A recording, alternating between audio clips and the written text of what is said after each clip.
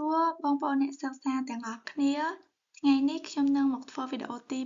6ដែលទាក់ទងទៅនឹង Present Simple ដែលនៅថ្ងៃនេះដែរខ្ញុំនឹងលើកយកនៅ Time Express of Present Simple មកបង្រៀនអ្នកទាំងអស់គ្នាហើយវាក៏ជាចំណុចចុងក្រោយនៃមេរៀនមួយនេះដែរតោះអញ្ចឹងដើម្បីកុំឲ្យខាត់ពេលយូរយើងចូលមកមើលវីដេអូទាំងអស់គ្នា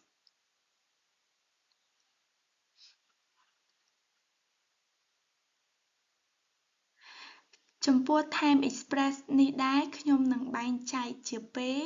ទី1យើងហៅថា Indefinite Adverb of Frequency ហើយនិងទី2គឺ Definite Adverb of Frequency អញ្ចឹងចំពោះ Adverb ចំពោះ Indefinite Adverb of Frequency យើងបកថាកិរិយាសព្ទវិសេសប្រាប់ពីភាពញឹកញាប់តែមិនច្បាស់លាស់អញ្ចឹងកិរិយាសព្ទវិសេសមួយហ្នឹងមានដូចជាមាន always មាន usually ឬក៏ normally often frequently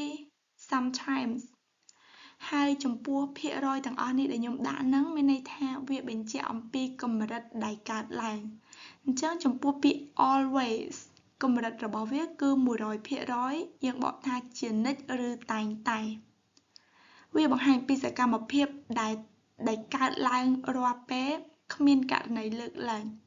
អូខេអញ្ចឹងចំណុចទី2 usually ឬក៏ normally កម្រិតនៃភាពកើតឡើងគឺ80 ទៅ 90% អញ្ចឹងយើងបកថាជាធម្មតាហើយចំពោះទី3 often ឬក៏ frequently កម្រិតនៃភាពកើតឡើងរបស់វាគឺពី 60% ទៅ 79% យើងបកថាជាញឹកញាប់ and sometimes កម្រិតកើតឡើងគឺ40% ទៅ 50% យើងបកថាជួនកាលឬក៏ពេលខ្លះអញ្ចឹងចំពោះ sometimes មានន័យថាវាអាចកើតឡើងឬក៏មិនកើតឡើង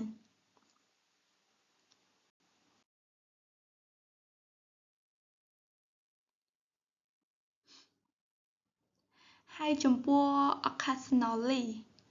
កម្រិតកើតឡើងរបស់វាអាចកើតឡើងពី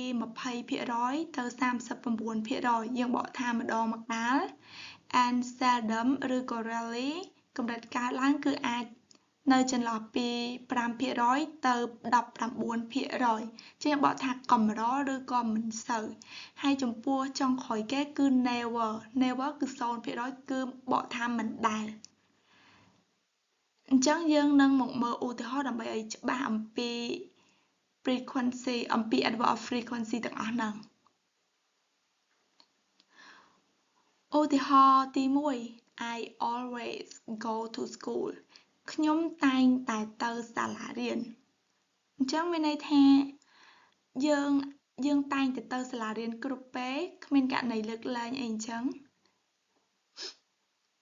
គឺយើងតែងតែទៅឧទាហរណ៍ដូចជាយើងតែងតែទៅសាលារៀនរាល់ថ្ងៃឲ្យតែស្អែកឡើងយើងទៅស្អែកឡើងយើងទៅហើយធ្វើសកម្មភាពដដែលរហូតហើយចំពោះឧទាហរណ៍ទី2 She usually gets up at 6 o'clock នាងជាធម្មតាក្រោកពីគេងនៅម៉ោង6ទី3 He often plays football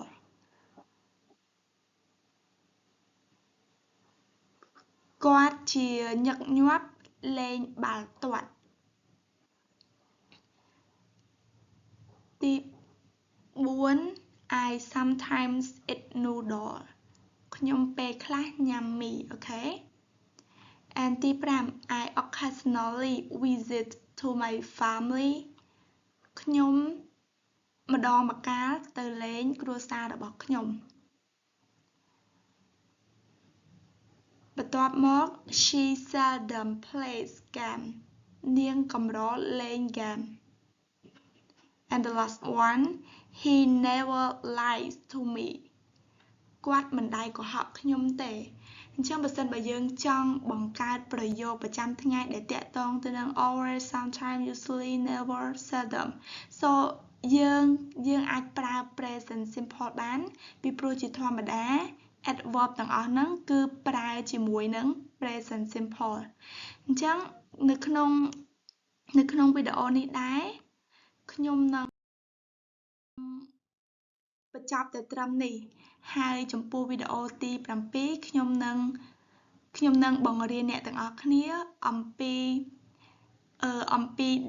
definite adverb of frequency មានន័យថាកិច្ចសព្ទវិសេសដែលកើតឡើងជាញឹកញាប់ដែរប៉ុន្តែវាច្បាស់លាស់អញ្ចឹងក្នុងវីដេអូនេះដែរសូមបញ្ចប់តែត្រឹមនេះអរគុណសម្រាប់ការតាមដានជួបគ្នានៅវីដេអូក្រោយបាយបាយ